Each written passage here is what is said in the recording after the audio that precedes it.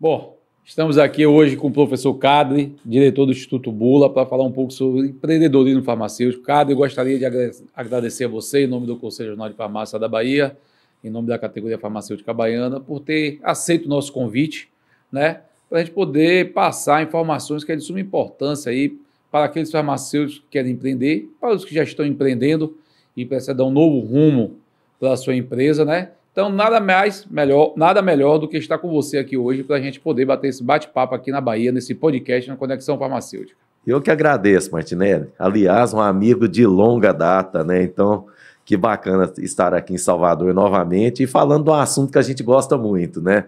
E poder levar aos farmacêuticos conhecimento e, acima de tudo, esperança, porque eu falo sempre, esse mercado nosso é maravilhoso. Com certeza, cara. E você, quando fala muito tempo, me lembro muito bem de uma passagem, e deve ter uns 15 ou 16, 18 anos, a gente estava conversando aqui antes de iniciar o podcast, quando, na época, eu estava representando os laboratórios de análises clínicas, eu era diretor da SBAC, e saiu uma RDC da Anvisa, eu não sei se foi uma resolução do Conselho Federal de Farmácia, que estavam permitindo que as farmácias pudessem realizar glicose e colesterol, né?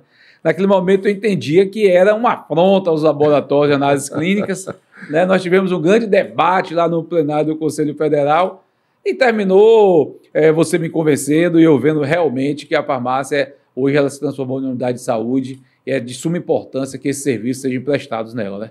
Queria que você falasse um pouco sobre como é que foi como é que a gente evoluiu tanto nas farmácias. Para você ter uma ideia, eu me lembro bem.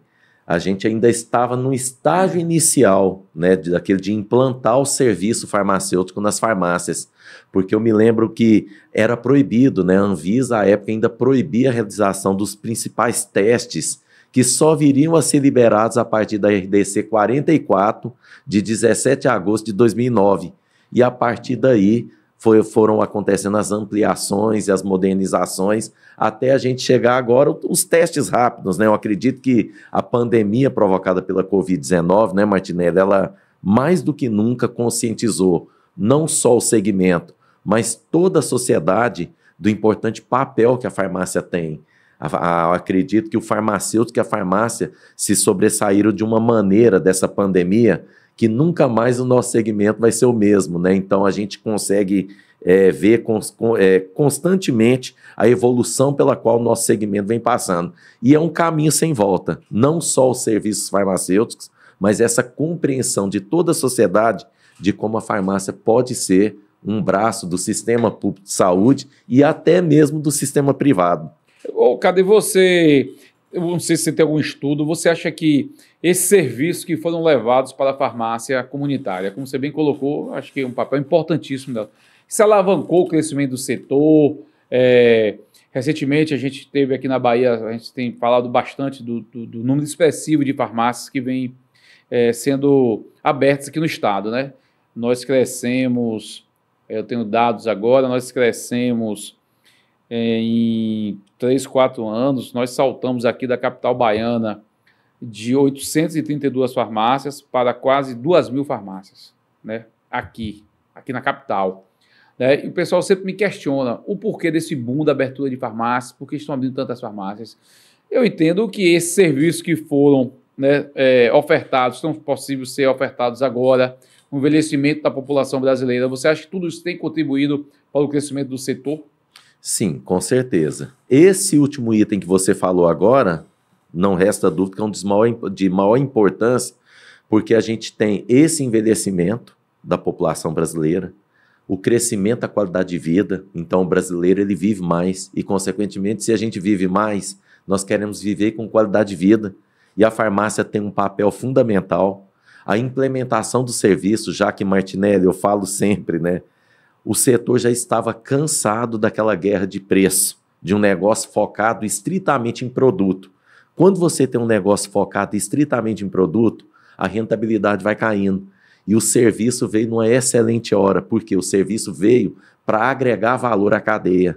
Ele veio para agregar valor àquilo que nós entregamos hoje para a população. E isso consegue fazer com que o nosso negócio ele procure buscar uma nova fronteira, tanto na diversidade de produtos e serviços que a gente oferece na farmácia, mas também na busca por um negócio de maior rentabilidade. Para você ter uma ideia, se você pegar hoje o ranking dos 10 principais varejos do Brasil, a farmácia, ela está, não resta dúvida, entre os varejos de melhor rentabilidade e é daqueles que mais crescem, e está aí o próprio dado que você acabou de falar. O cara, a gente observa também aqui muitos questionamentos.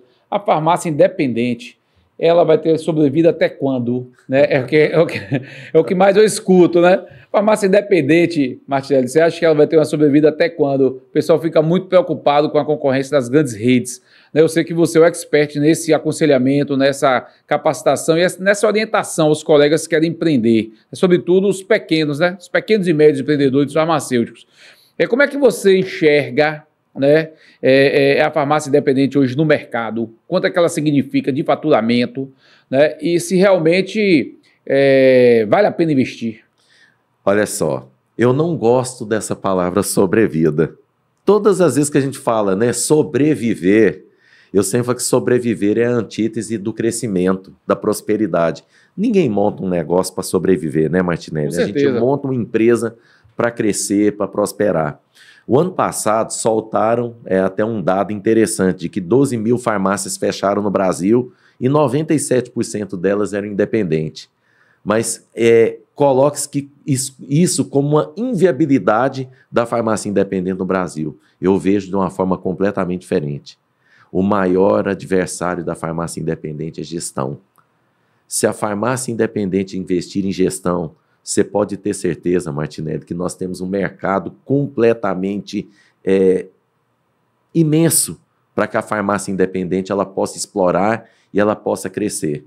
O pessoal fala que a farmácia do grande varejo, vamos pegar aí os 15 mil pontos de venda das 30 grandes redes da Abrafarma, né? Que seria talvez a maior ameaça à farmácia independente. Eu não vejo dessa forma. Eu sempre falo que não é a farmácia de grande rede que quebra o pequeno. O que quebra o pequeno hoje é o próprio pequeno. É o amadorismo, é a falta de gestão. Eu sempre digo que é melhor concorrer com farmácia de grande rede que sabe fazer conta do que concorrer com quem não sabe fazer conta. Então nós temos um mercado ainda em franco crescimento para a farmácia independente. Outra coisa que eu combato é aquele jargão que o pessoal fala que o nosso mercado é concentrado. Martinelli, nós temos hoje um dos mercados mais fragmentados do mundo, o Brasil. As pessoas assustam quando eu falo isso, mas nós temos um dos mercados mais fragmentados do mundo. Quando eu digo fragmentado, olhe para você ver o grau de concentração que é o varejo farmacêutico americano. Olha o grau de concentração que é o varejo farmacêutico chileno e a boa parte dos varejos em outros países do mundo. Então, o que eu digo? Nosso país ainda é muito fragmentado. Nós temos enormes possibilidades de crescimento nesse país. Ainda temos cidades que você tem uma proporção de 4, 5, 6, 7, 8 mil habitantes por farmácia. É bem verdade, sim. Eu pego a minha cidade natal, em Goiás, que é Iporá, que você tem uma farmácia para cada cerca de 800, 900 habitantes. Mas nós ainda temos cidades no Brasil, Martinelli, que você tem uma proporção de 5, 6, 7, 8 mil habitantes por farmácia. Então isso mostra que o nosso país ainda é ávido a investimento em farmácia e ainda tem muito a crescer e traz muitas possibilidades para o pequeno empresário. E você colocou uma questão bastante importante, que é a parte da gestão, né? Eu me lembro muito bem que quando as grandes redes de supermercados chegaram, as pessoas falavam, os mercadinhos todos vão quebrar. Vão quebrar. Os mercadinhos vão quebrar, não cabe mais espaço para mercadinho. O que é que a gente viu? Os mercadinhos de bairro proliferando, né? Vários mercadinhos de bairro, o pessoal abrindo mercadinho de bairro, aquele que abriu uma loja já tem 2, já tem 3 lojas, né? E hoje você já tem uma questão que a economia hoje já impacta diretamente nesses grandes supermercados, que as pessoas não fazem mais compras de mês, né? Então vai lá no mercadinho e pega só o que vai utilizar. Então tudo isso depende também do mercado, né? Às vezes você vê que eu acho que nesse momento eu já li alguma coisa que o mercado favoreceu e tem favorecido também esses pequenos mercadinhos, né? Até porque nem todo consumidor quer entrar hoje num grande hipermercado.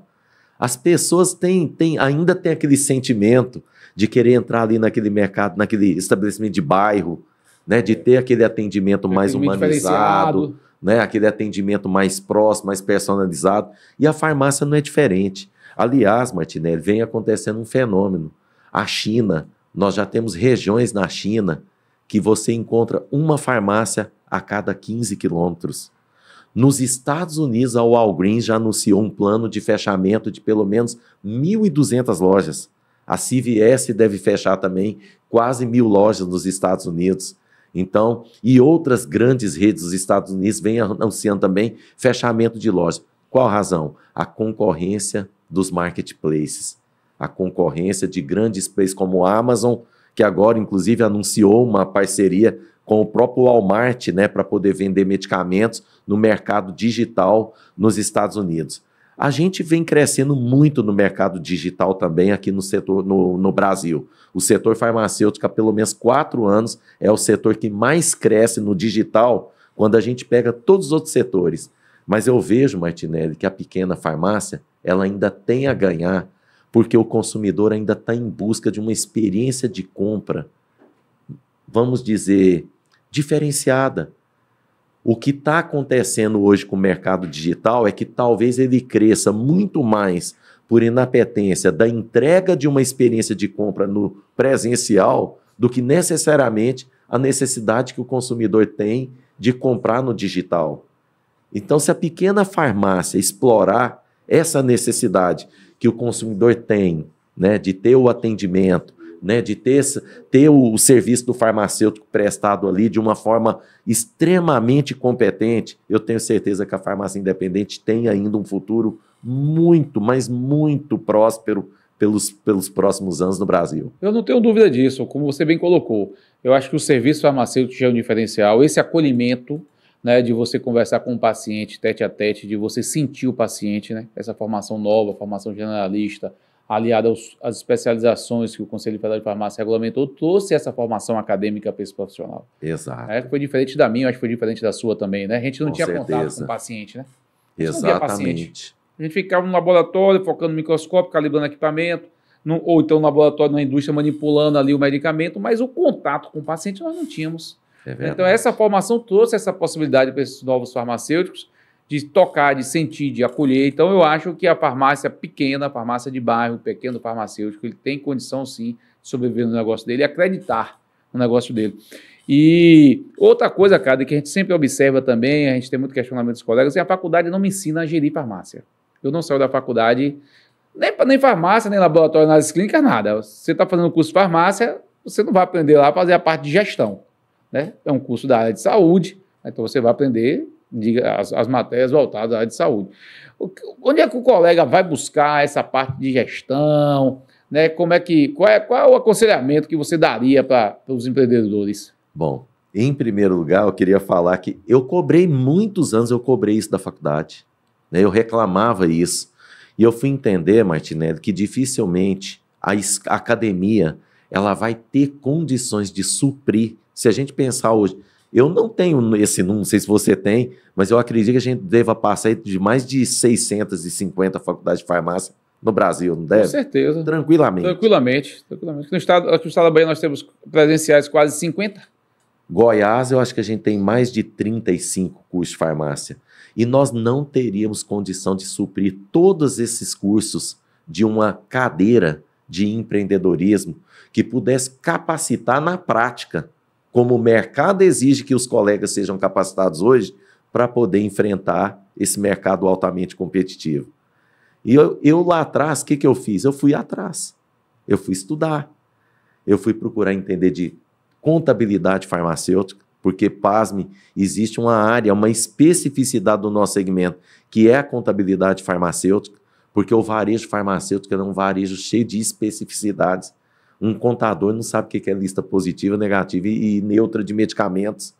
Muitos contadores não entendem que a própria legislação sanitária impacta na forma de cobrar imposto hoje no nosso setor, que é uma forma diferente de todos os outros segmentos farmacêuticos. Então, o que o farmacêutico que quer ter sucesso no nosso ramo precisa ter? Ele precisa correr atrás de cursos, de treinamentos, de imersões que ensinem. E hoje tem. A minha própria empresa hoje, o nosso foco é esse. Nós temos uma imersão que eu sempre falo que praticamente em 40 horas, Martinelli, a gente consegue dotar um farmacêutico de conhecimento que talvez uma pós-graduação inteira, um MBA, não consegue capacitá-lo.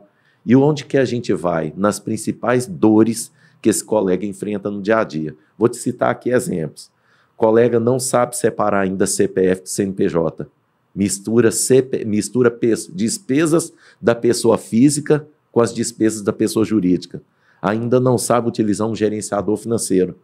Então essa é uma das grandes falhas que os pequenos negócios cometem. Isso não é só farmácia, não.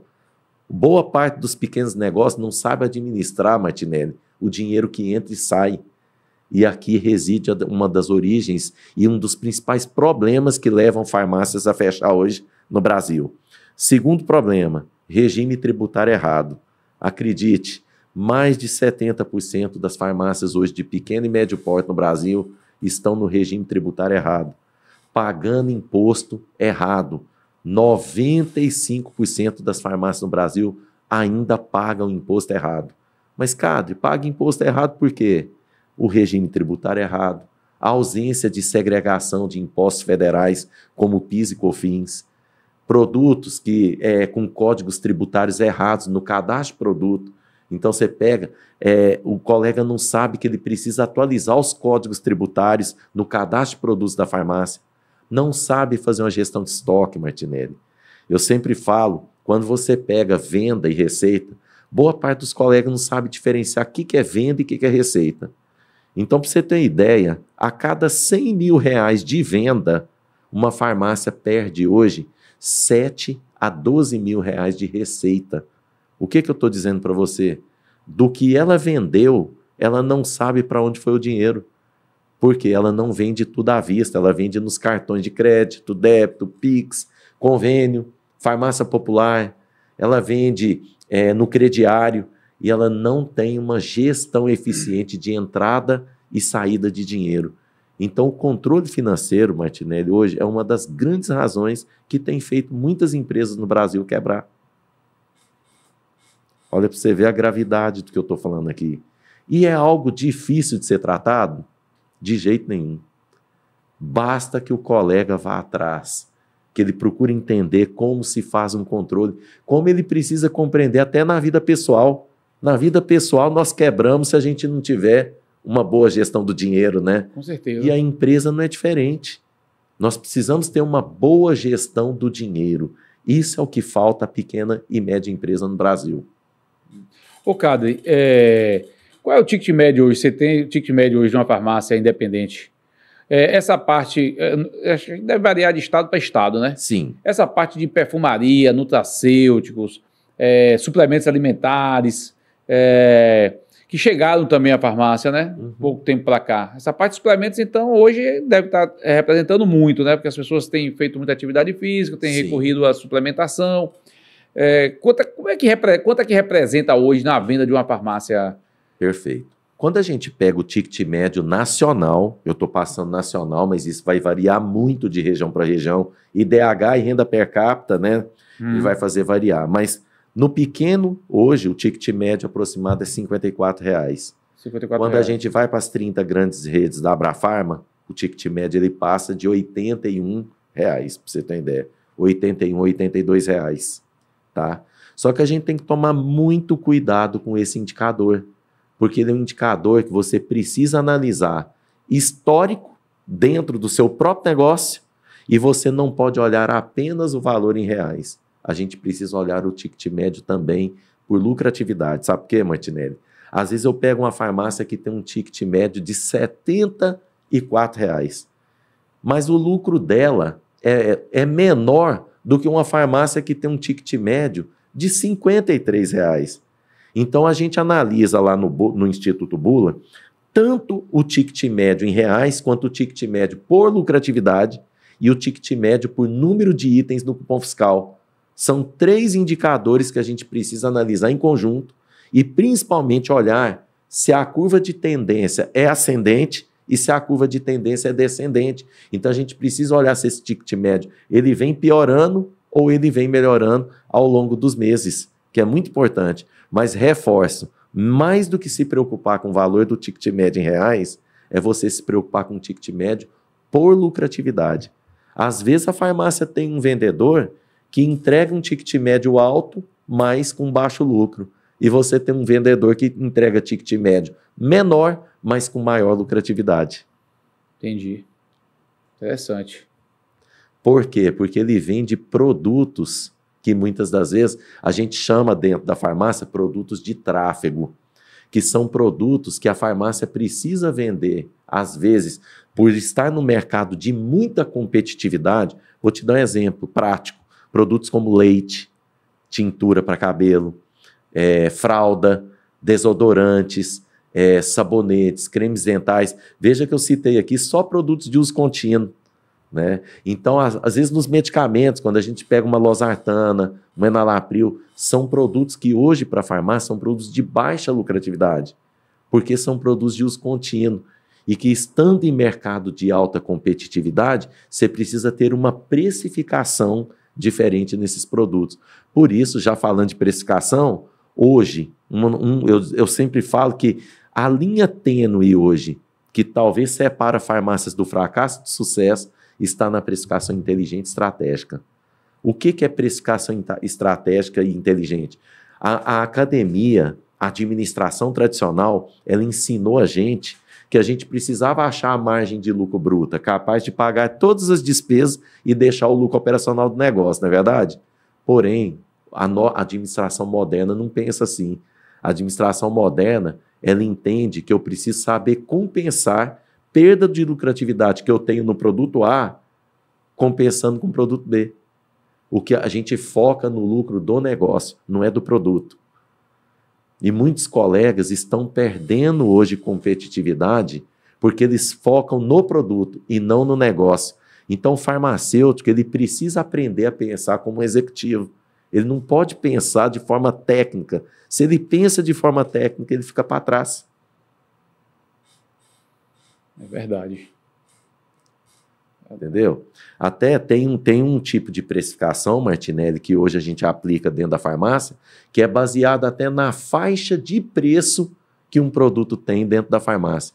Você classifica os produtos em níveis ou faixas de preço. Por exemplo, produtos que custam até R$ 9,99. Produtos que custam entre R$ 10,00 e R$ 19,99. Produtos que custam entre R$ 20,00 e R$ 39,99. Enfim, você vai criando faixas ou níveis de preço. E de acordo com as faixas ou níveis de preço, você determina se o markup ou o desconto que você aplica no medicamento ou num produto de perfumaria, correlato, ele vai ser maior ou menor. Você está vendo? Muito interessante. Isso é uma composição, por isso que eu falo que precificar no nosso negócio é um jogo de xadrez. E é uma estratégia de marketing. Você está vendo? É difícil fazer isso, Martinelli? Não. Mas precisa buscar informação. Você precisa ter ferramentas, você precisa ter informação.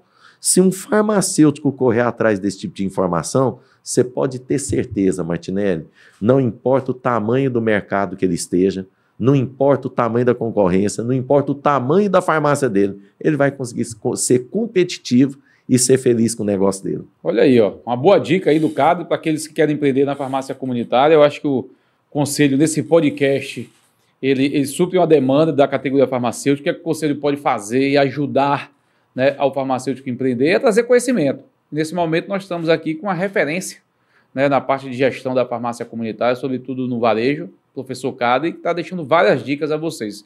Então aprendam, aproveitem, né, que é de suma importância para aqueles que querem investir na farmácia comunitária. Cadre, veja bem, eu me formei agora e papai me deu ali R$50 mil. O que eu tenho aqui é R$50 mil, consegui R$50 mil emprestado, peguei no banco, peguei de tio, de mãe, catei tudo que eu tinha, vendi uma galinha, vendi uma bicicleta e eu estou com R$50 mil. E eu quero investir numa farmácia, eu tenho um pontozinho ali, já não vou gastar com ponto. Qual é o valor que para você iniciar, né, a acreditar na farmácia comunitária? Quanto é que eu preciso ter? Eu guardo esse dinheiro, vou trabalhar para os outros, junto mais um pouco de dinheiro. O que é que eu faço para abrir minha farmácia? Gente, esse cara tá me colocando na fria, viu? Olha só, Martinelli, as pessoas já me perguntaram muito isso. Cadre, é possível montar uma farmácia com R$50 mil? É possível, mas vai depender de onde você vai montar. Para você montar hoje uma farmácia com 50 mil reais, você precisa ir para uma cidade de porte pequeno, cidade pequena mesmo, num local onde você não tenha concorrência de grandes players, porque isso demandaria de você um investimento muito maior do que 50 mil reais, e você vai atender uma comunidade local e você vai trabalhar com um mix de produtos bem mais restrito. Por isso que é importante ter em mente o seguinte: Cadre, quanto se gasta hoje para montar uma farmácia? Depende de quanto você quer vender. Eu sempre falo que a resposta a essa pergunta é uma outra pergunta. Porque o que acontece? Eu preciso fazer uma contagem de passantes e veículos antes, para eu entender qual que é o potencial de faturamento para uma farmácia naquele local que você pretende abrir uma farmácia. Mas eu vou responder sua pergunta aqui de uma forma bem objetiva. Se estivermos falando de uma farmácia com todo o mix de produtos, que varia desde os medicamentos de prescrição aos medicamentos similares, os genéricos e todo um mix básico de perfumaria, Martinelli, dificilmente você consegue montar uma farmácia hoje com menos de 150 mil reais. Menos de 150 mil reais. Menos de 150 mil reais é muito difícil. Isso eu estou falando uma pequena farmácia, tá? Uma pequena farmácia. O que eu estou colocando como 150 mil reais só de estoque, viu? Só de estoque. Para você montar um mix básico de produtos para atender a demanda de uma clientela. Então, eu estou falando aqui 150 mil somente com estoque. O que eu estou te falando aqui, estoque? Um mix assim, bem enxuto de medicamentos de prescrição, os RX, os similares bonificados, os medicamentos genéricos e a perfumaria e alguns correlatos. Não se monta uma farmácia de perfil tradicional com menos de 150 mil de estoque hoje no Brasil, tá? Cadre, a partir disso daí, aí, meu amigo, vai depender do local que você vai montar. Por quê? Para eu montar uma farmácia, eu faço uma contagem de passantes veículos. Isso é importante você falar, cara, deixa eu interromper, porque eu vejo muitas vezes, conversa, a gente viaja o estado, né? A gente tem contato com colegas. Ah, Marcelo, eu quero abrir uma farmácia, vou abrir uma farmácia. Esse conhecimento eu vou até socializar. Você já estudou o mercado onde você vai abrir, o local, né? Quer dizer, tem que contar carro, tem que contar quem passa por ali, tudo isso é importante, né? Importantíssimo. Vou te contar a história aqui. Em Goiânia, um colega farmacêutico tinha feito uma pós-graduação comigo, me ligou, falou: Cadre, estou com 400 mil reais e quero montar uma farmácia em Goiânia. Quando ele me falou o local e a avenida onde ele queria montar a farmácia, eu falei para ele: com 400 mil você não monta uma farmácia ali. Ah, mas aí ele ficou bravo, né?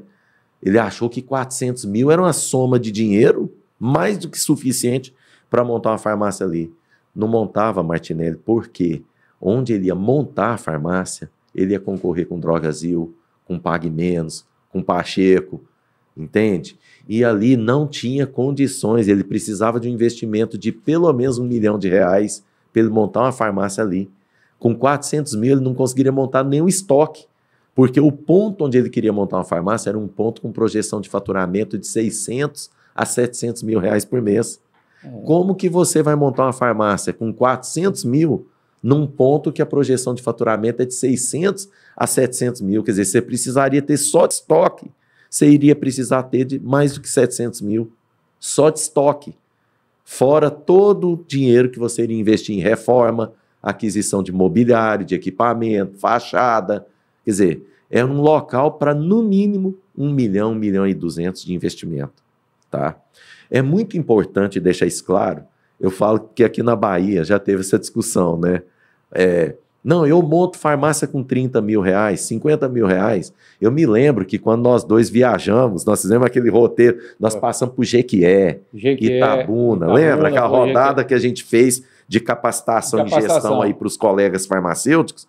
Eu me lembro bem que o hotel onde nós demos um treinamento tinha uma farmácia ali que, tranquilo, era uma farmácia que você montaria com 20, 30 mil reais.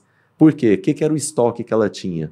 Um estoque de 10 mil a 15 mil reais de medicamentos genéricos e similares. Era aquele modelo popular, aquele modelo que não tem perfumaria, não tem correlatos e não vende medicamentos de prescrição.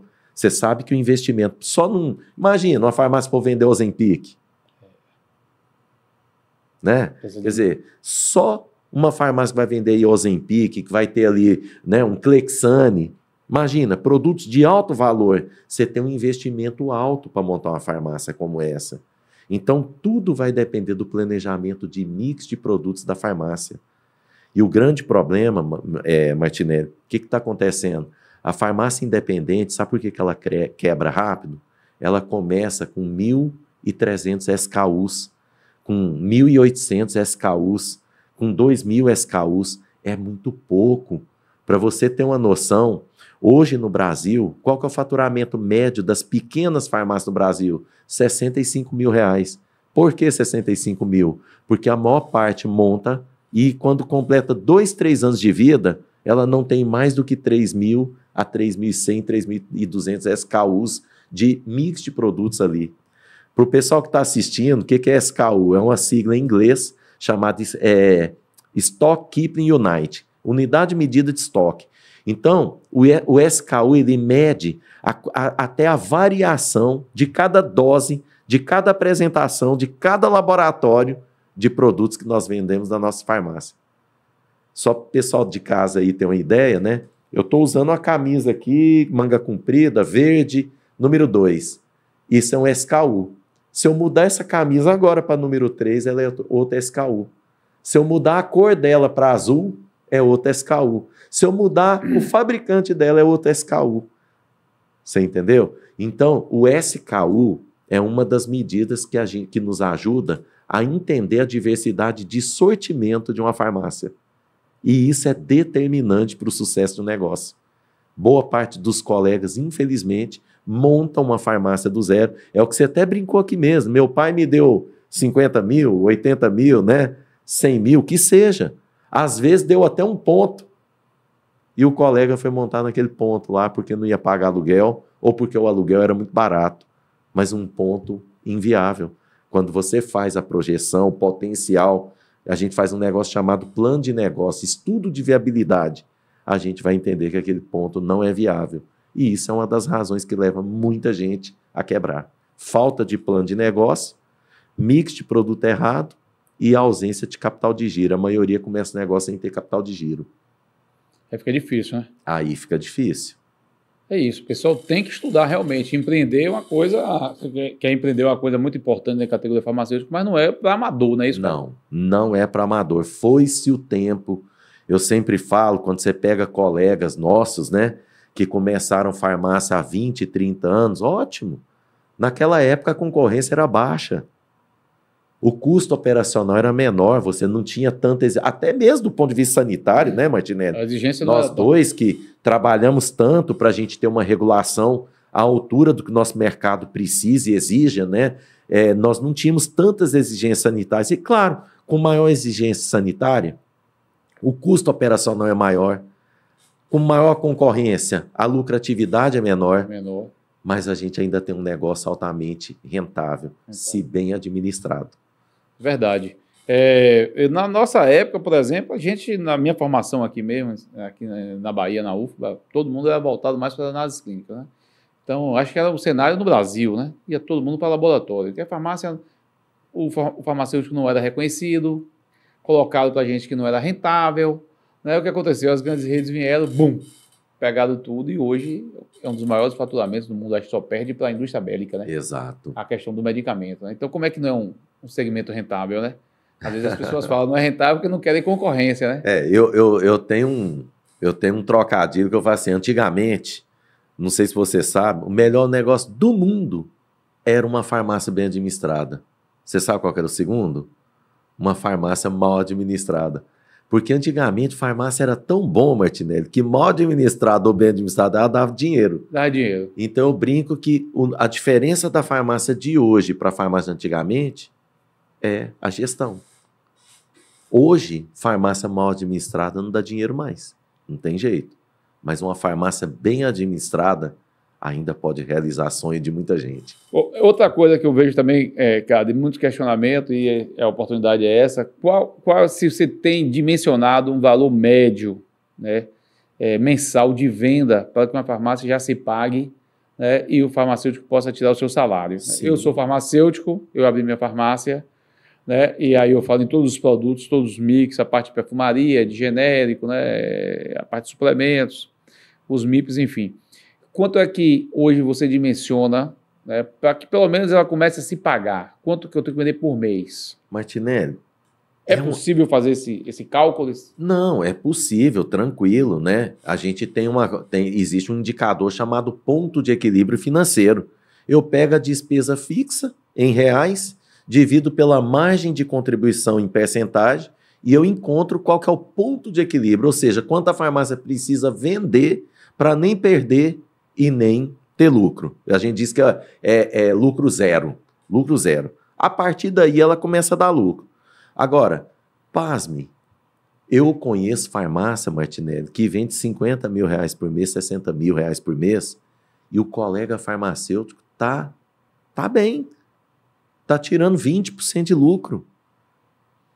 Faz uma continha aí, 20% de lucro numa venda, 10 mil reais, ele ganha mais do que o piso de praticamente todos os estados da federação. Verdade. Então eu sempre falo, Martinelli, é possível ainda o colega ser feliz, mesmo com faturamento baixo, mas com despesa baixa.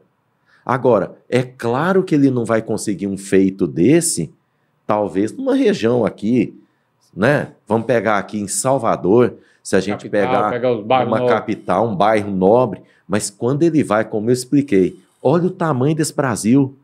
Quando você vai para uma cidade pequena, para um bairro onde você identifica necessidades, você consegue, num modelo de baixo custo, você ainda consegue. Eu estou dizendo para você que isso é um padrão? Não. A gente vai perceber, em média, que hoje para um colega ter uma farmácia que dê lucro, ele, pelo menos, vamos pegar aqui, de acordo com a realidade da maior parte das regiões do Brasil, ela precisa vender a partir dos seus 100, 120 mil, 130 mil reais por mês, tá? Mas isso não é uma matemática simples, tá? Mas eu estou colocando aqui segundo a realidade, pegando regiões de média a alta competitividade, o colega consegue ter lucro sim, vendendo 100 mil reais, 120 mil reais, 130 mil reais, ele consegue ter um resultado fantástico e ser feliz com o seu negócio. É possível com um faturamento menor do que esse ter também? Claro, nas circunstâncias que eu coloquei. Vai depender da despesa. Vai depender da despesa. Onde você está locado, né? Sim. Qual é a clientela que você quer atender? É isso? Você não precisa ter alto faturamento para ter lucro ou para ter resultado hoje no Brasil. Pelo contrário. Aliás, eu vou te falar aqui, ó.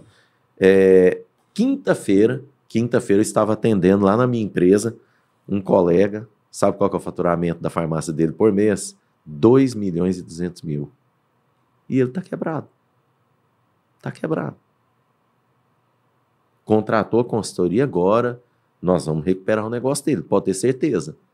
Mas, Martinelli, não é muito zero depois da vírgula que determina o sucesso e o resultado do negócio. Na minha vida como consultor, o que eu mais vi foi farmácia com faturamento de 2 milhões, 1 milhão e 200, 1 milhão e meio, 8 milhões, colega tem muitas vezes 4, 5 lojas, né? E colega passando por dificuldade, não vendo resultado com o negócio dele. Então eu sempre digo que você com um pequeno faturamento pode ser feliz. É possível ser feliz com um faturamento pequeno, você pode ter certeza. E o faturamento alto nem sempre é garantia de resultado. Verdade. Verdade. Cado, e outra questão também, número de habitantes hoje. Você falou muito aqui em cidade pequena. Aqui no estado da Bahia nós temos 417 municípios, né? Tem municípios pequenos, tem municípios médios. Assim, eu tenho que identificar esses municípios que você tem poucas farmácias, tem uma possibilidade de crescimento. Você já tem algum estudo em número de habitantes? Qual seria ideal, né? Claro, o ideal seria você estar sozinho atendendo 20 mil, 10 mil. Claro. Mas essa não é a realidade, né? As pessoas têm enxergado o setor e têm aberto farmácia. Mas tem algum número assim que você acha interessante? Ó, Martinelli, aqui eu tenho 5 mil pessoas desassistidas. Eu acho que uma farmácia aqui tem condições. Sabe o que a gente precisa olhar? Renda per capita. É olhar IDH e renda per capita da cidade. Muito mais o IDH do que a renda per capita, porque isso é relativo. Eu te dei um exemplo agora há pouco da minha cidade natal, em Goiás. A minha cidade natal tem 35 mil habitantes, tem mais de 40 farmácias. Olha para você ver. 35 mil habitantes e 40 farmácias. Nós estamos falando de uma farmácia para menos de 1.000 habitantes. Eu tenho cliente aqui na Bahia que eu ajudei a montar farmácia em cidade de 8 mil habitantes com 5 farmácias e o colega achava que não era possível. E hoje esse colega já está aí com 4, 5 lojas, né? Que ele foi abrindo em outras cidades menores. Por quê? É muito relativo. A gente tem que olhar o potencial de desenvolvimento econômico da cidade. Potencial econômico ele fala por si só. Você pode ter muitas das vezes uma farmácia, como na minha cidade, né? O que determina não é a quantidade de habitantes. A gente precisa olhar algumas características. Claro, por que a minha cidade tem tantas farmácias assim? Porque ela é uma cidade polo. Apesar de ser uma cidade pequena, 35 mil habitantes, ela tem em torno de 11 a 14 cidades em torno dela que praticamente usufruem do serviço de saúde. O melhor hospital municipal da região é nessa cidade. Os melhores comércios é nessa cidade. Então acaba que faz com que pessoas de outras cidades consumam ali na cidade que é a minha cidade natal. Então a gente precisa analisar muito o potencial de cada cidade para eu entender se ali vale a pena ou não. E eu falo para vocês, existem cidades do interior que a concorrência é maior para as pequenas farmácias até do que capitais. É incrível, tá? Então isso é muito relativo. Eu sempre digo o seguinte, a gente precisa fazer um estudo, é um estudo que a gente não vai olhar a quantidade de habitantes, mas a gente vai olhar o potencial econômico da região. O potencial econômico ele vai ser determinante para eu entender se eu tenho como abrir mais uma farmácia ali ou não. Foi interessante essas informações todas. Então, eu acho que você quer empreender, você quer abrir uma farmácia comunitária, vamos estudar o mercado, vamos buscar apoio, vamos fazer uma consultoria, né, para que a gente não feche essa farmácia, né, que é muito ruim. Quando você abre um comércio ou você abre uma farmácia, um estabelecimento de saúde, e você termina fechando por falta de gestão. Então, pelo meu entendimento agora nesse bate-papo aqui, o importante é você analisar muitos fatores, tem muita coisa para ser analisada para você abrir uma farmácia. E o que eu quero tranquilizar os nossos colegas farmacêuticos, você não precisa de uma faculdade para isso, você não precisa fazer faculdade de administração, você não precisa fazer faculdade de contabilidade. É possível, Martinelli, estudando, investindo em capacitação, você ter a sua farmácia e ser feliz.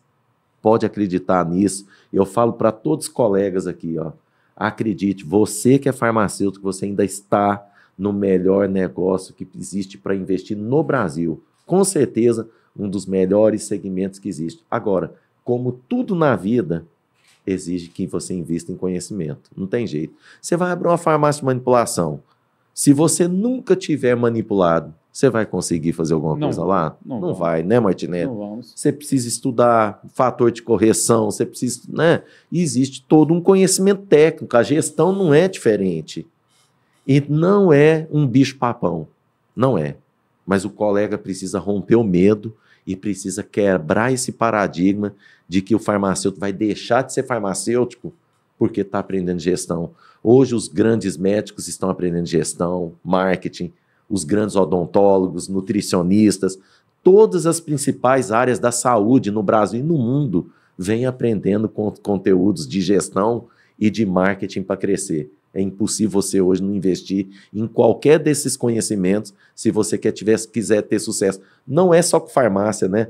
Com qualquer outra coisa, que o farmacêutico já atua na estética, atua no laboratório, atua na distribuidora, atua na indústria, quer dizer, em qualquer área que o farmacêutico for atuar, ele vai precisar ter conhecimento de gestão, até no serviço público de saúde. Se não tiver conhecimento, a gente tem sempre falado isso muito aqui na Bahia, é importante buscar conhecimento, é importante se capacitar, porque, infelizmente, o mercado é muito concorrente, é muito concorrido, aliás, e se você não tiver essa capacitação mínima, dificilmente você vai poder sobreviver. Cado, e essa questão dos serviços que vieram para a farmácia? Né? E para não transparecer que a gente está falando só a farmácia como um medicamento apenas, né? Como fonte de renda dela. Uhum. Como é que você analisa, né, os serviços que vieram? Injetáveis, vacinas, realização de teste laboratorial remoto para acompanhamento farmacoterapêutico, que eu acho uma coisa muito bacana, né? Você poder fazer uma hemoglobina glicada para ver se um paciente, como é que está respondendo a terapêutica ali, um paciente diabético, por exemplo, está usando uma metformina, uma insulina. A questão das vacinas também, as grandes redes estão investindo muito em salas de vacina, né? Hoje mesmo o governo está liberando já vacina para chikungunya. A Anvisa liberou agora. Então, ó, observa, tem a vacina da Covid, tem a vacina da dengue, que já chegou, tem a vacina da chikungunya agora, o setor de vacina crescendo muito, né? E o pessoal já enxergou e já está colocando ali sua sala de vacinas. Claro que demanda recurso e investimento, né? Você não vai abrir uma farmácia já com a sala de vacinas. A não ser que você tenha muito dinheiro, o recurso é que já entrar, chegar no mercado chegando. Mas como é que você avalia esses serviços dentro da farmácia independente? É uma coisa também que vem agregando bastante. E uma coisa interessante, você falou, por exemplo, nos bairros que você tem uma carência, nos pequenos municípios que você tem uma carência de um profissional de saúde mais presente, um médico, farmacêutico pode cumprir até determinado ponto um papel ali também. Como é que foi? É interessante você agregar esse serviço ali também? É vital. O serviço veio para ficar, não tem volta mais. Então, claro, é um processo que nós vamos demorar pelo menos alguns anos até que isso venha se institucionalizar de uma forma marcante no nosso setor. Mas, Martinelli, o serviço ele tem 2 papéis hoje para o nosso negócio. Ele tem um papel, primeiro, de fidelizar o cliente, de agregar valor à caixinha que a farmácia vende, né? Então, ele é fundamental nesse sentido e também no sentido de se gerar novas fontes de receita para o negócio. Então, ele tem esses 2 papéis. Então, não resta dúvida que o serviço, hoje, é o caminho que tanto a farmácia de grande rede quanto a farmácia independente, associativista, não importa qual seja o papel dela, ela tem hoje para que ela possa diversificar fonte de receita, aumentar a lucratividade e gerar uma experiência de compra diferenciada para o cliente. Porque a farmácia está em cada esquina. Isso para a sociedade é fantástico. E o farmacêutico tem feito a diferença de uma forma marcante na vida de tantas pessoas que frequentam o estabelecimento. Então, muitas vezes, é através do serviço que eu consigo minimizar o impacto de uma guerra de preço que ninguém aguenta mais, né? Ficar só brigando quem vende mais barato. Então, o serviço ele é um bem intangível que nós precisamos tê-lo e investir cada vez mais. Como você falou aí, da própria vacina, dos testes rápidos, né, que a população cada vez mais utiliza e enxerga na farmácia a possibilidade de se cuidar, de se prevenir, porque daqui a pouco a gente vai começar a falar em prevenção de fato acontecendo ali dentro da farmácia servindo de fato como um braço do sistema de saúde, na atenção primária à saúde, né? Então é assumir o papel, essa vocação que ela sempre teve na atenção primária à saúde. Então não resta dúvida que esse é o caminho que nós precisamos trilhar. E já tem farmácias que têm inúmeros cases, Martinelli, que vem crescendo de fato, tanto na atenção quanto no impacto do serviço para a comunidade, mas também como negócio, que a gente não pode falar. A farmácia é um negócio também, é um estabelecimento de saúde, mas é um negócio, né? Mas um negócio que hoje tem um papel relevante para a saúde, para a sociedade de tantas pessoas.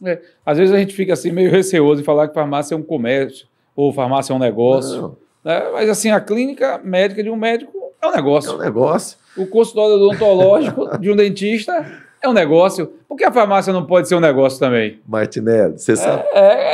Não, eu vejo muito essa questão, né? A gente precisa, claro que aí você tem que limitar tudo dentro da ética. Você sabe que um colega um dia me falou, Cadre, aqui não pode falar negócio não, farmácia é estabelecimento de saúde. Cara, eu fui estudar um negócio interessante. Negócio, negar o ócio. É negar o ócio, pessoal. Você já parava para pensar, né? Quando a gente olha a etimologia da palavra, negar o ócio. Não tem como. Ué, então, nós estamos usando o termo certo, né? Nós queremos, né? Quem que quer o ócio? Ninguém quer. Ninguém, né? Ninguém então, quer. Gente, negócio é negar o ócio. Agora, claro, é um negócio diferenciado, um estabelecimento de saúde, como todos nós queremos que sejamos, né? E lutamos tanto, né, para que fosse reconhecido como um estabelecimento de saúde. Está aí agora a gente se deparando com a briga com os supermercados, né? Os supermercados querendo vender medicamento e nós aqui lutando para que o medicamento não seja vendido no supermercado, né? Continue na farmácia, onde deve estar. Que continue na farmácia, essa é a nossa luta. Com a dispensação de profissional farmacêutico. Essa é a nossa defesa, a sua, de todos os colegas, né, que vêm brigando e lutando diariamente para que esse direito, né, da população seja preservado. Eu falo porque isso é um direito da população. Então, o pessoal aí dos supermercados tentam, né, maquiar os números e provar que o medicamento vendido no supermercado vai ter preço reduzido por conta da competitividade, mas a gente sabe que não há como ninguém hoje no Brasil, principalmente nossos órgãos sanitários, controlar a venda de medicamentos. Eu acho que a gente já deu um exemplo para o mundo tão bonito, né? A gente vem a cada ano se profissionalizando, a farmácia no Brasil vem ganhando destaque no mundo. Eu acho que a gente não precisa de um projeto de lei como esse, que permite venda de medicamentos supermercado para vir e destruir tudo aquilo que a gente trabalhou tantos anos para conquistar, né? Aí estamos consolidando, com certeza, com bastante competência. Outra coisa que eu queria ouvir sua opinião também, se você for analisar a farmácia de 20 anos atrás, 20 anos atrás não é muito tempo. Não. E para você ver o tamanho que essa farmácia, esse estabelecimento, ele evoluiu. Eu me lembro muito bem no interior, você dirigia uma farmácia, aquele negócio, aquele quadradozinho ali, você pegava um Melhoral, um Sorrisal, né, uma aspirina, um Doflex, né? E de 20 anos para cá você viu tanto que a farmácia ela cresceu, né? Aí vieram os perfumes, perfumaria, vieram os nutracêuticos, vieram os suplementos, vieram todo esse acolhimento, o serviço, como você colocou, a aferição de uma pressão, uma dosagem de uma glicemia capilar, uma realização de teste laboratorial remoto para acompanhamento farmacoterapêutico, a parte de injetáveis, a parte de vacinas. Nós paramos aqui? Ou você acha que a farmácia ela tende a crescer e se tornar uma unidade ali de um primeiro acolhimento, né, como você falou, para desafogar o sistema de saúde? Para mim está bem claro que existe um trabalho, inclusive, para que isso ocorra. Mas você acha que a gente vai chegar até onde na farmácia?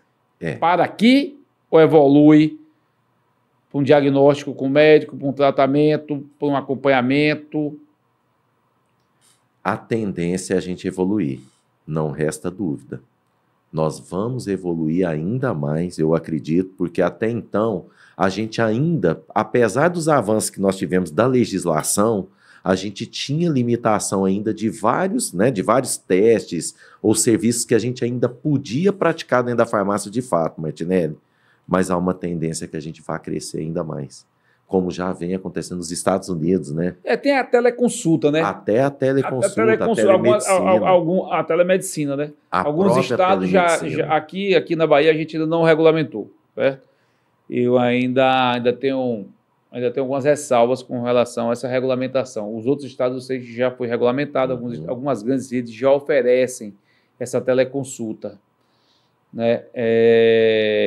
Não estamos convencidos, sim, certo? Mas eu acredito que seja um caminho natural de socorrer, né? Isso vai ser um caminho natural que vai ocorrer. Eu queria ver a sua opinião. Martinelli, eu vejo o seguinte, o avanço das tecnologias, eles vão quebrar paradigmas nossos a cada dia. Não tem jeito. Não tem jeito. Depois eu fui contra teste rápido, laboratorial remoto, não sei se você lembra. Fiz uma campanha grande no Brasil. Abri ação contra o Ministério da Saúde, dizendo que não tinha especificidade, que não tinha qualidade dos testes rápidos.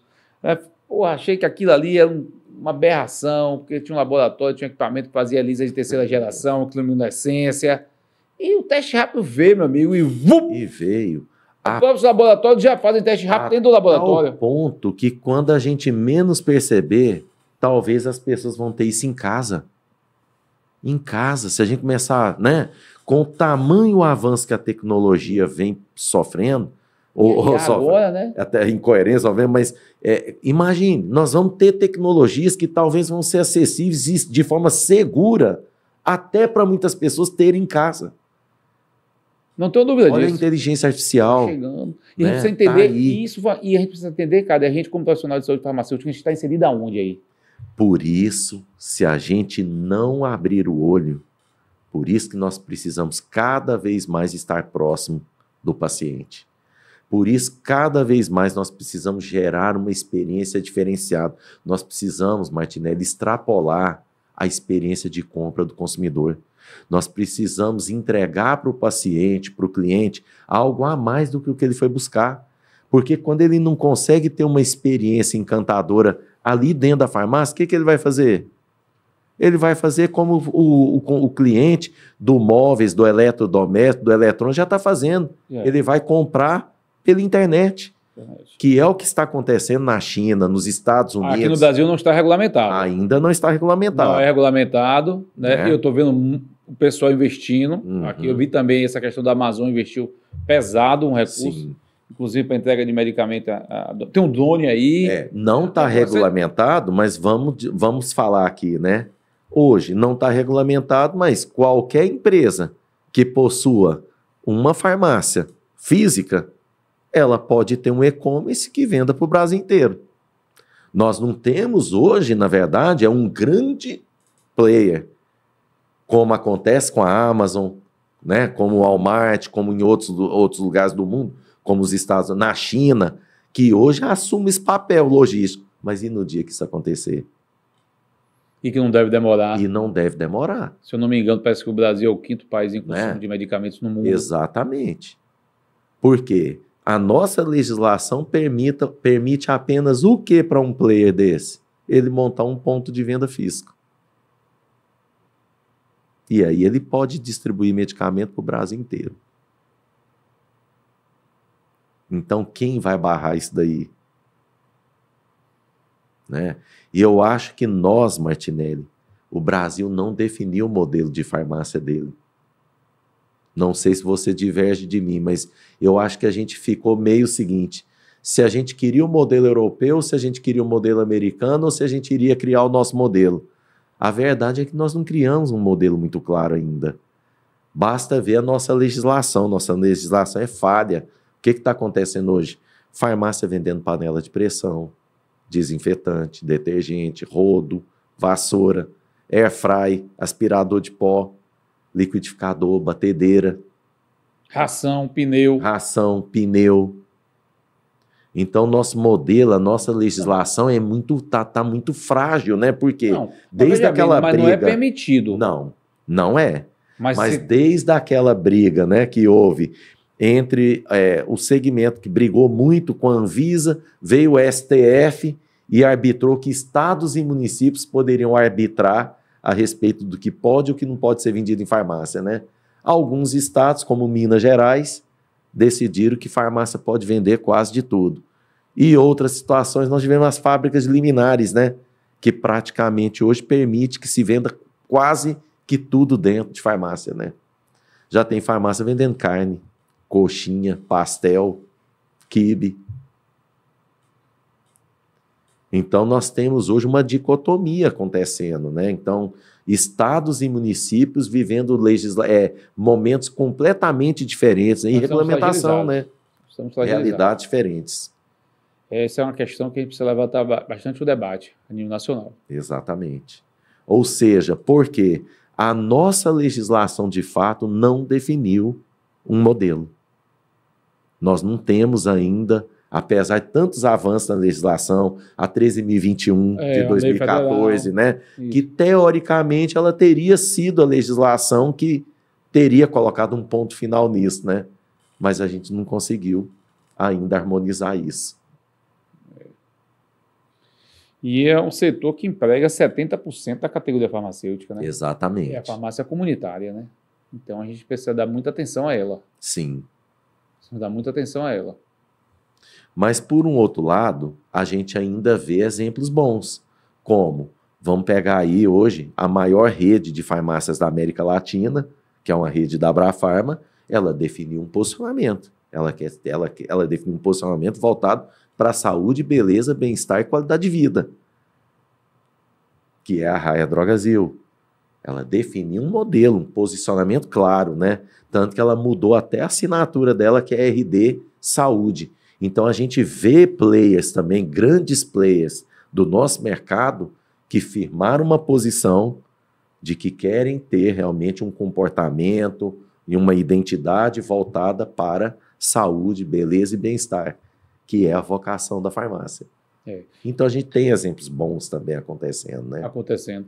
E a gente precisa realmente, enquanto conselho, estar sempre levando essa agenda, essa pauta para dentro do Congresso, né? Sim. Porque, ou com novos projetos de lei, que são favoráveis a reafirmar a farmácia como estabelecimento de saúde, ou nos enfrentamentos dos projetos, como você colocou aí, da questão da venda de medicamentos em supermercados, que não é uma coisa que não agradaria a ninguém, muito pelo contrário, não traria benefício para ninguém, nem para a população, né? Nem para o setor de farmácia comunitária. Nós somos totalmente, nós não somos favoráveis a esse projeto. Jamais, nós também, vários enfrentamentos aqui, acredito que a gente deva conseguir lograr êxito. Já ganhamos umas 4, 5 vezes, mas sempre eles retornam com essa discussão novamente, né? De colocar medicamento em supermercado. Eu brinco, eu entrei para o curso de farmácia em 1994. E data que eu saiba, de 95. Então está completando 30 anos já do primeiro projeto que foi levado ao Congresso para tentar permitir a venda de medicamentos em supermercados, né? Brincadeira. Eu falo, então a gente enfrenta muita coisa, né, Martinelli? Eu recebi a 13.021, ela começou com um projeto que é o tal de Ivan Valente, né, em 92, 93, era um projeto que era desfavorável, a gente conseguiu, quer dizer, foi quase 20 e tantos anos dentro do Congresso para a gente aprovar uma lei. O pessoal está falando do piso aí, o piso está começando a discussão agora. Sim. Isso vai demorar 10, 15 anos, entendeu? Não é da noite para o dia. Não. Esse é um debate ainda que vai ocorrer dentro do Congresso com a sociedade. E eu espero que no final a gente consiga lograr êxito. Eu tenho falado muito aqui para os farmacêuticos baianos. As coisas, a luta é grande, a luta não é rápida. Não. Né? Requer muita experiência, muita dedicação para que a gente consiga avançar aí em legislações que tragam benefícios para a sociedade e fortalecimento da nossa profissão enquanto farmacêutico. Cade, vamos falar um pouco sobre o nosso evento que a gente vai fazer aqui, né, no estado. O pessoal tem sempre cobrado. O que é que o conselho faz para mim, que sou empreendedor, que sou dono de farmácia? O que a gente pode fazer dentro da legislação que é permitida é trazer capacitação, né? Não existe uma anuidade diferente para quem é farmacêutico e quem não é farmacêutico, né? A lei é única para todos. Aí. O tratamento é isonômico, né? Então, mas a gente tem sempre trazido aqui essa questão da discussão. Conversei com o Cade e pedi a ele que elaborasse um grande evento que nós vamos fazer dia 24, 25 e 26 de julho desse ano. Provavelmente esse podcast já vai estar no ar antes do evento. Não percam essa grande oportunidade de um evento para farmacêuticos, empreendedores e para aqueles que querem empreender. 24, 25 e 26 de julho aqui na capital baiana, em parceria com o Instituto Bula. Nós estamos fazendo um grande evento. Estamos trazendo aí grandes nomes do varejo aqui para o estado da Bahia. Eu queria que você falasse aí um pouco sobre esse evento que você ajudou a construir, né, e que convidasse os farmacêuticos a participarem, né?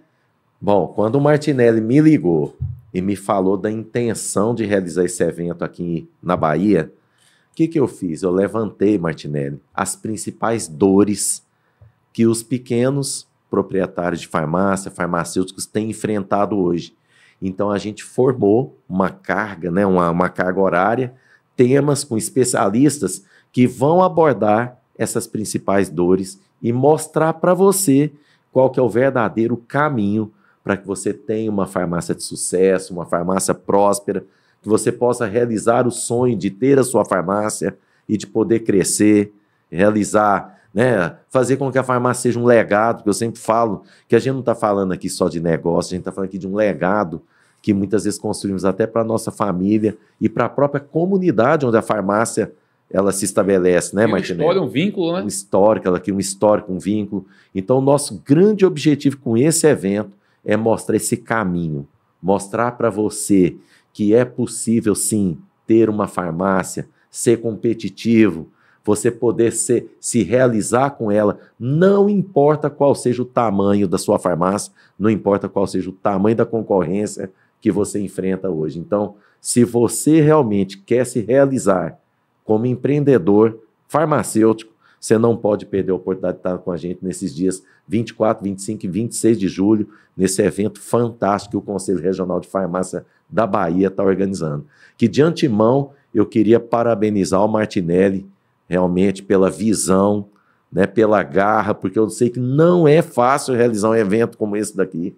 Você está de parabéns, meu amigo. E eu tenho certeza que esse evento vai marcar história, vai ser um divisor de águas na vida de tantos colegas farmacêuticos do estado da Bahia. Eu que agradeço, cara, de você ter nos ajudado. Aliás, você até falou aí, uns 4, 5 anos atrás, a gente já tinha me convidado, vamos fazer um tour aqui pelo estado, vamos ensinar os farmacêuticos a empreender, né? E você liberou a sua agenda, com a agenda extremamente concorrida. A gente não conseguiu o mês inteiro, mas pegava uma semana de um mês, uma semana de outro mês, e aí a gente rodou, a gente foi para Juazeiro, vamos para várias cidades aqui no estado. Foi um evento bacana, né? E as pessoas sempre me cobram, né? E eu sei que você tem muito farmacêuticos da Bahia aqui que são parceiros do Instituto Bula. E quando eu pensei nesse evento, conversando com o Altamiro, nosso Conselheiro Federal de Farmácia, que as pessoas sempre estavam cobrando, por que o farmacêutico pode nos ajudar a empreender na parte de gestão? Eu falei, Altamiro, vamos conversar com o Cadre, vamos trazer ele aqui, vou pedir o apoio a ele para a elaboração desse evento, que eu acho que a gente vai ajudar bastante aos novos que estão chegando e corrigir alguma coisa que a gente está no mercado, está sentindo alguma dificuldade, ouvir a experiência, né, das pessoas que fazem consultoria, que prestam esse serviço, não somente aqui na Bahia, mas para o Brasil.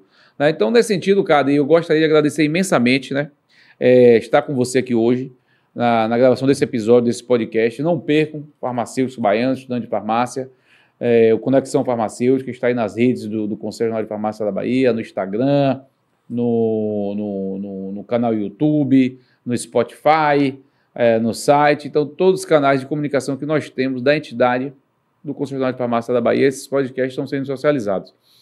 Esse eu não tenho dúvida que trará e despertará para a categoria farmacêutica, né, a importância de você empreender, mas empreender de forma correta. Empreender com assessoria de pessoas competentes, para que a gente não possa cometer erros, porque empreender não é para amador, né? A gente precisa saber realmente onde nós queremos chegar. E nesse sentido, cara, eu gostaria de agradecer imensamente você estar aqui conosco hoje, nessa gravação desse podcast. Que isso, eu que agradeço pelo convite, é sempre um prazer, Martinelli. E lembrem-se que enquanto uns choram, outros vendem lenço. Então vem para cá, para esse evento maravilhoso de julho, para a gente aprender como que vende lenço, como é que a gente é feliz com a profissão e com aquilo que a gente escolheu atuar. Valeu, Cadre. Valeu, meu amigo. Obrigado, meu irmão.